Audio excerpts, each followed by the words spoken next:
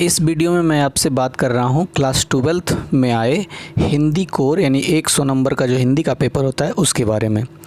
सबसे पहले तो ये जानना ज़रूरी है कि इसके बारे में डिस्कस ही क्यों करना है। पहली बात कि ये पेपर का भी इस हिंदी पेपर का भी महत्व उतना ही है जितना कि 12th में अन्य पेपरों का महत्व होता है, यानी कि 100 नंबर का वेटेज इसका भी होता है। तो अगर इसमें नंबर आपके बढ़ते हैं तो ओवरऑल परसेंटेज जो होते हैं आउट ऑफ 500 उसमें भी आपके परसेंटेज बढ़ेंगे।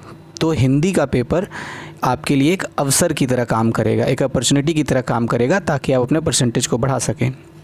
खैर, तो इस पेपर के स्ट्रक्चर की हम बात करते हैं। जैसे इसमें क्वेश्चन कुल 14 होते हैं और सभी प्रश्नों के उत्तर आपको देने होते हैं। 3 घंटे का समय आपके पास होता है और साथ ही साथ 15 मिनट एक्स्ट्रा आपको पेपर को पढ़ने के लिए भी मिलते हैं। इसके अलावा 3 घंटे आपको पेपर को लिखने के लिए होते हैं। अगर पूरे पेपर की बात की जाए तो पूरा पेपर 3 खंडों में बटा होता है, खंड क, खंड ख और खंड ग। जो खंड क का भाग आता है, देखिए ये पेपर है आपके सामने, ये मैंने एक साइट से डाउनलोड किया है jagranjuice.com से, और ये इस वर्ष आया हुआ CBSE में पेपर है। कुल 14 प्रश्न थे इस पेपर में भी। और खंड क की अगर बात की जाए तो देखिए 2 प्रश्न होते हैं खंड क में, एक 15 नंबर के होते हैं और एक 5 नंबर के होते हैं। 15 नंबर में आपको जो गद्यांश होते हैं, गद्यांश को पढ़ करके ही आपको प्रश्न के उत्तर देने होते हैं। देखिए सबसे पहला क्वेश्चन गद्यांश का ही है जो 15 नंबर का है। इसमें इस गद्यांश पर आधारित कुल मिलाकर के 8 प्रश्न हैं। 2-2 नंबर के 7 प्रश्न और 1 नंबर के 1 प्रश्न हैं। और दूसरा प्रश्न जो खंड क का है वो है काव्यांश, यानी काव्य का, कविता का अंश दिया हुआ है। इसके आधार पर कुछ प्रश्न दिए गए हैं, 5 प्रश्न हैं, इसके उत्तर देने हैं।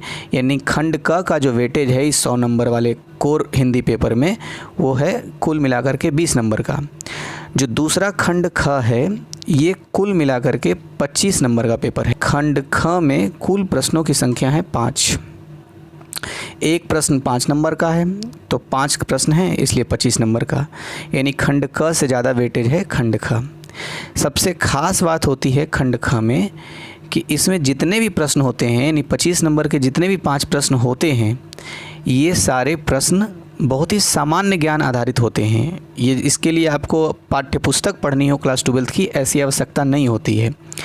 इसमें आपकी सामान्य जानकारी हिंदी को लेकर के, हिंदी की व्यवहारिक जानकारी कितनी है, इसके आधार पर आप इस पेपर के इस खंड ख को आप अच्छे से सॉल्व कर सकते हैं।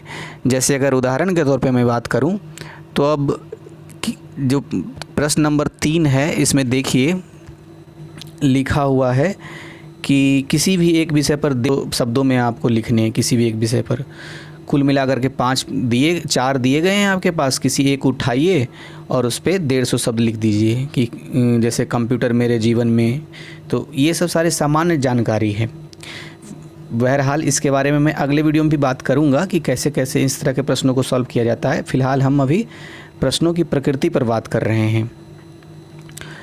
तो इस तरह से हो गया खंड ख की बातें। और खंड ग जो है नंबर पर आधारित, ये सबसे ज़्यादा वेटेज इसका होता है, यानी कुल मिलाकर के 55 नंबर 55 मार्क्स के प्रश्न इस खंड ग में होते हैं, जिसको उत्तर अच्छे से देने के लिए आपको पाठ्यपुस्तकों का अध्ययन करना आवश्यक है जो क्लास 12th में चलती है, जैसे कि अंतराल वगैरह।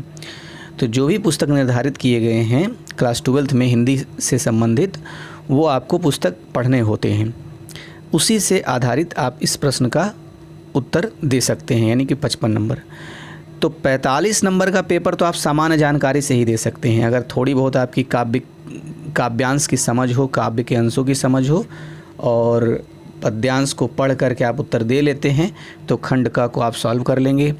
खंड ख के लिए आपको सामान्य व्यवहारिक जानकारी होनी चाहिए। दरअसल खंड ख का पेपर का डिज़ाइन ही ऐसा होता है कि आपका हिंदी भाषा के साथ कितने अच्छे से आप व्यवहारिक प्रयोग कर सकते हैं इसकी जानकारी की जाती है। इसमें आपको वही अनुच्छेद पूछे जाते हैं, यात्रा वृत्तांत पूछे जाते हैं, या फिर किसी विषय पर आप सोच कितना पाते हैं उस पर लिखने के लिए कहा जाता है।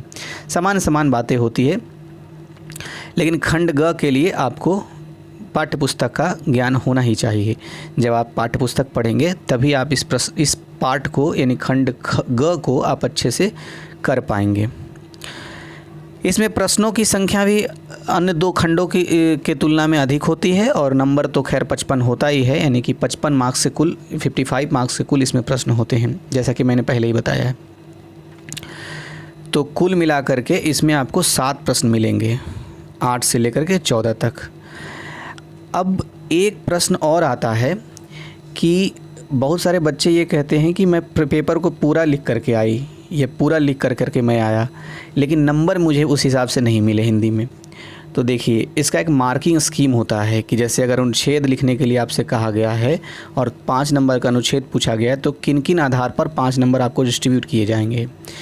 ये सब सारी बातें कि किस प्रश्न में कितने नंबर अलॉट होते हैं और किन किन आधार पर मार्किंग किए जाते हैं CBSE में, ये मैं आपको नेक्स्ट वीडियो में बताऊँगा। फ़िलहाल आप दिमाग में इतना रखिए कि 3 खंड में, और खंड क और ख सामान्य समझ के पर आधारित होते हैं। आप समान समझ है हिंदी को लेकर के, तो आप ठीक है, आप सॉल्व कर पाएंगे। बहुत लोग इसको बड़ा हल्के में लेते हैं हिंदी के पेपर को, सोचते हैं अरे हिंदी है वैसे ही हो जाएगा। लेकिन यकीन मानिए, मैं दिल्ली जैसे शहरों में कुछ ऐसे बच्चों को जानता हूँ जो पिछले वर्ष हिंदी के पेपर में फेल कर गए थे। तो आपके साथ ये स्थिति पैदा ना हो, इसलिए आप इसको हल्के में बिल्कुल मत लीजिए। आप इसको अच्छे से तैयार कीजिए इस पेपर को, और इसको पूरा ओवरऑल परसेंटेज 12th में बढ़ाने के लिए भी एक अवसर के तौर पर लीजिए, एक अस्त्र शस्त्र के तौर पर लीजिए इसको। दूसरा बात ये है कि कम से कम पिछले 3 वर्षों के पेपर को आप सॉल्व कर लीजिए। पिछले 3 वर्ष के पेपर को अगर आप सॉल्व कर लेंगे तो कम से कम खंड क और खंड ख के जो जितने भी प्रश्न होंगे उसको आप बनाने की स्थिति में होंगे। आप एग्जामिनेशन हॉल में अगर पिछले 3 वर्षों के पेपरों का अगर आप सॉल्यूशन अच्छे से पढ़ लेते हैं और उसको एक बार सॉल्यूशन देख लेते हैं और फिर सॉल्व कर भी लेते हैं अपने कॉपी पे, तो यकीन मानिए आप अच्छे से खंड क और खंड ख के प्रश्नों का आप उत्तर दे पाएंगे, जो कि आपको कम से कम पास तो करा ही देगा। और अगर मार्क्स आगे बढ़ाना है तो आपको थोड़ी बहुत पाठ्य पुस्तक पढ़नी होगी, सिलेक्टिव तरीके ही सही, लेकिन आपको पढ़ने ही होंगे। तो इस वीडियो में इतना ही, बस नेक्स्ट वीडियो का वेट कीजिए जिसमें मैं आपको और भी बातें इससे संबंधित बताऊंगा।